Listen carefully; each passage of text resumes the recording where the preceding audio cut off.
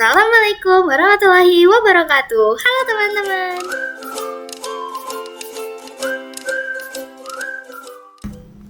Assalamualaikum dan halo teman-teman semua.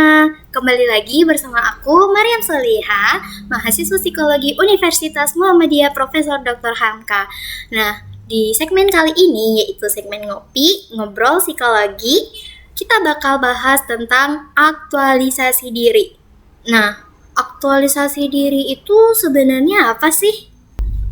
Nah, mungkin sebagian dari teman-teman udah ada nih yang tahu tentang aktualisasi diri. Tapi buat teman-teman yang belum familiar dengan aktualisasi diri, aku akan coba jelasin dengan sesingkat mungkin dan sejelas mungkin agar bisa dipahami oleh teman-teman sekalian.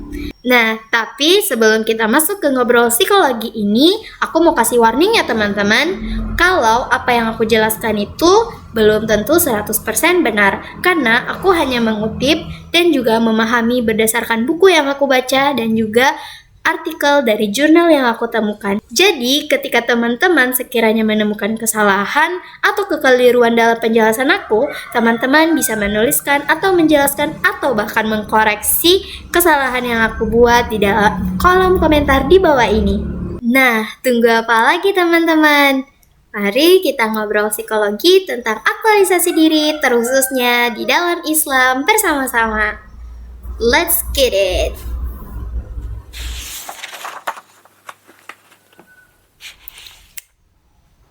Oke, jadi aktualisasi diri itu apa sih teman-teman?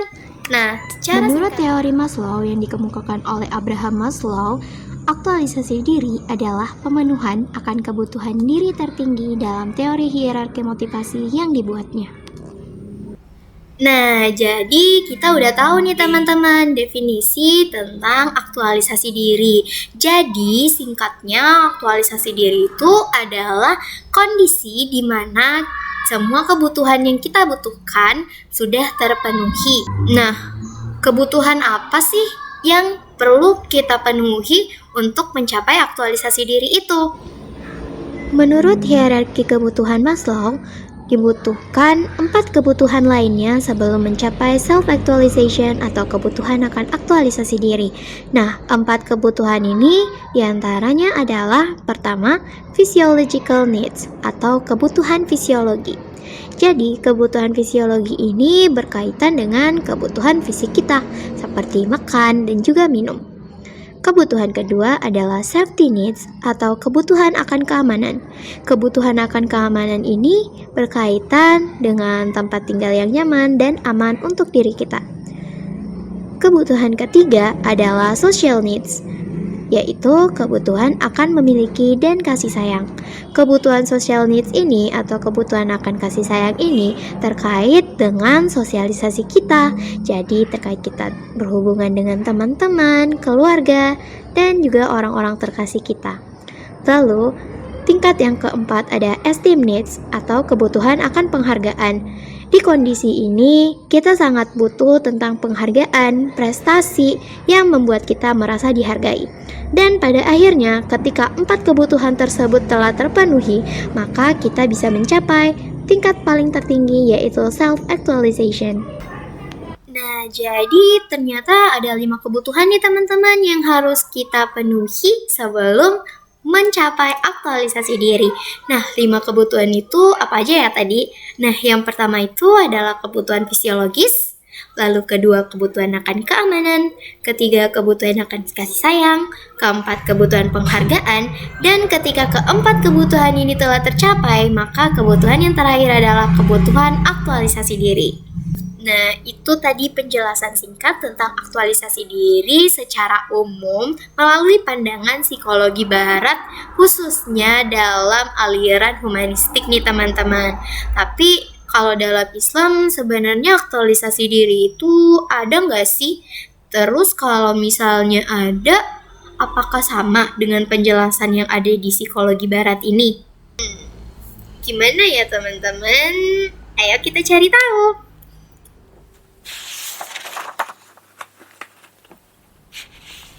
Nah, ternyata nih teman-teman, dalam Islam sendiri ada tuh aktualisasi diri. Tetapi aktualisasi diri dalam Islam itu ternyata berbeda dengan apa yang dijelaskan dalam psikologi kepribadian yang ada di psikologi barat, khususnya aliran humanistik. Dikutip dari Wilcox dalam bukunya pada tahun 2018 yang berjudul Psikologi Kepribadian Menyelami Misteri Kepribadian Manusia, menyebutkan bahwasanya Islam memandang aktualisasi diri itu adalah tingkat tertinggi keimanan seseorang. Jadi tujuan utama kita kan di psikologi barat itu tentang mencapai semua kebutuhan yang kita harus penuhi. Terus di psikologi Islam ternyata adalah tujuannya mencapai tingkat keimanan yang tinggi. Nah, di dalam bukunya ini ternyata Wilcox juga menyebutkan loh teman-teman bahwasanya aktualisasi diri ini sudah banyak diteliti dan juga dikaji dalam psikologi sufi jauh sebelum psikologi barat itu ada. Cuman mungkin untuk pembahasannya itu belum seperti dalam psikologi kepribadian yang ada di dalam psikologi barat.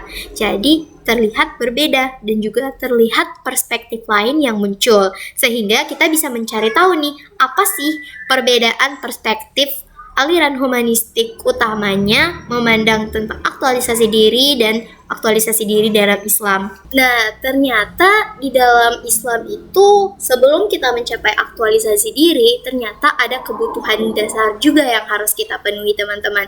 Dan sama halnya dengan kebutuhan aktualisasi diri dalam teori Maslow yang tadi aku jelasin, dalam Islam itu ada kebutuhan daruriyat. Lalu apa sih kebutuhan daruriyat itu? Dikutip dari Sada 2017, kebutuhan dasar manusia dalam Islam diawali dengan kebutuhan dasar manusia yang disebut dengan kebutuhan daruriyat. Kebutuhan daruriyat merupakan kebutuhan tingkat primer yang apabila tidak dipenuhi, maka akan mempengaruhi kehidupan dunia dan akhirat seseorang. Yap, seperti namanya, kebutuhan daruriyat ini adalah kebutuhan dasar yang harus dipenuhi oleh manusia ketika dia ingin menjalani kehidupan, baik itu di dunia maupun akhirat nanti. Nah, kebutuhan daruriyat ini sama halnya dengan kebutuhan aktualisasi diri juga memiliki 5 kebutuhan dasar. Yang pertama itu adalah 1. Menjaga din agama. Menjaga din agama yang dimaksudkan di sini adalah menjaga keimanan dan ketakwaan kita kepada Allah Subhanahu wa taala agar tetap istiqomah dalam ajaran agama Islam. Yang kedua, menjaga jiwa. Menjaga jiwa yang dimaksudkan di sini adalah menjaga jiwa diri kita ataupun orang lain dari kesesatan dan juga larangan yang telah diberikan oleh Allah Subhanahu wa taala baik dari Al-Qur'an ataupun As-Sunnah. Nah, menjaga jiwa di sini seperti menjaga diri kita dari rasa sakit dan bahkan menjaga diri dan jiwa kita dari pembunuhan, baik itu pembunuhan kepada orang lain ataupun pembunuhan kepada diri kita sendiri. Yang ketiga, menjaga akal. Menjaga akal yang dimaksudkan di sini adalah ketika kita mampu mengasah kemampuan berpikir kita agar tetap terus menuntut ilmu. Karena sesungguhnya menuntut ilmu itu adalah kebutuhan dasar yang perlu dipenuhi dalam kebutuhan daruriyat ini. Yang keempat, menjaga keturunan. Nah, menjaga keturunan di sini yang dimaksudkan adalah menjaga diri dan keluarga dan orang-orang tersayang kita dan orang-orang terdekat kita dari bahaya zina. Dengan menjaga diri dan juga keluarga dari bahaya zina, kita bisa menjaga keturunan keluarga kita dan juga keluarga orang-orang terdekat kita dari ketidakjelasan keterangan keturunan, karena sesungguhnya ketika ada anak yang lahir dari hasil perzinahan itu ada ketidakjelasan terkait dengan keturunannya yang tentu saja ini akan menyulitkan ketika kita berada di hari akhirat nanti. Lalu ada kebutuhan terakhir nih teman-teman. Kebutuhan terakhir yaitu kebutuhan kelima. Kebutuhan kelima adalah mencari dan menjaga harta. Nah, kebutuhan mencari dan menjaga harta ini tentunya ditujukan untuk memenuhi kebutuhan fisiologis kita. Nah, kebutuhan fisiologis kita ini sama dengan kebutuhan fisiologis yang ada dalam teori kebutuhan Maslow tadi yang aku jelaskan sebelumnya nih teman-teman.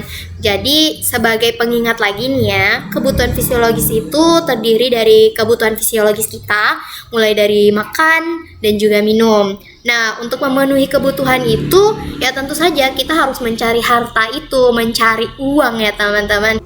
Untuk mencari dan menjaga harta itu, kita bisa melakukannya dengan cara bekerja bersungguh-sungguh dalam kerjaan yang kita gunakan untuk mencari uang, mencari rezeki dengan cara yang halal nih teman-teman.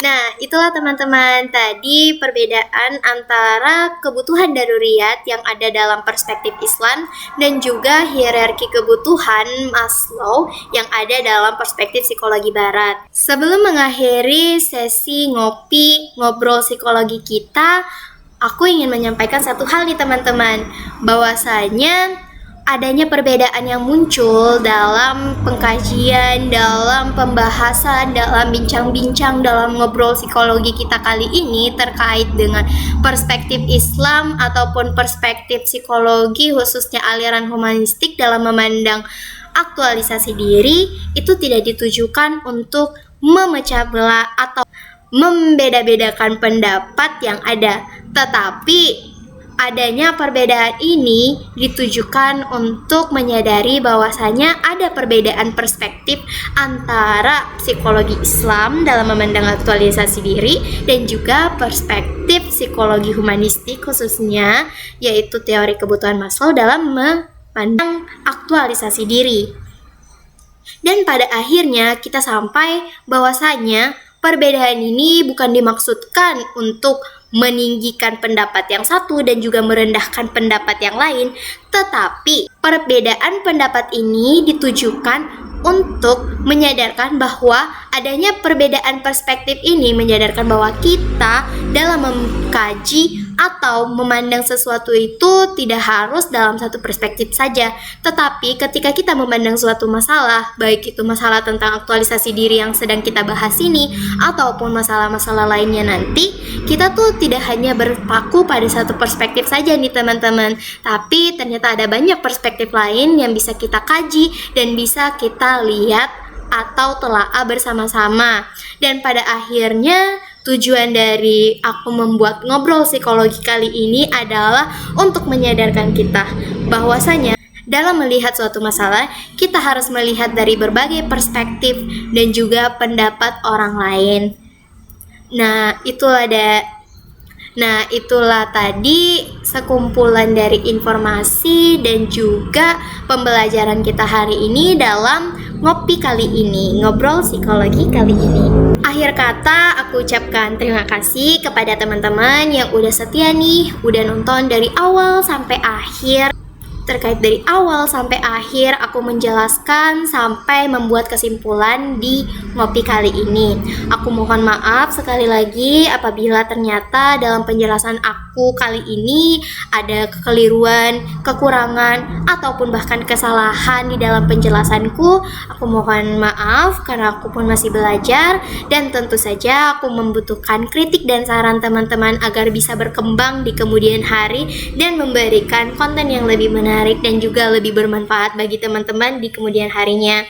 Akhir kata, wabillahi taufiq wal hidayah. Wassalamualaikum warahmatullahi wabarakatuh. Terima kasih teman-teman. Sampai jumpa.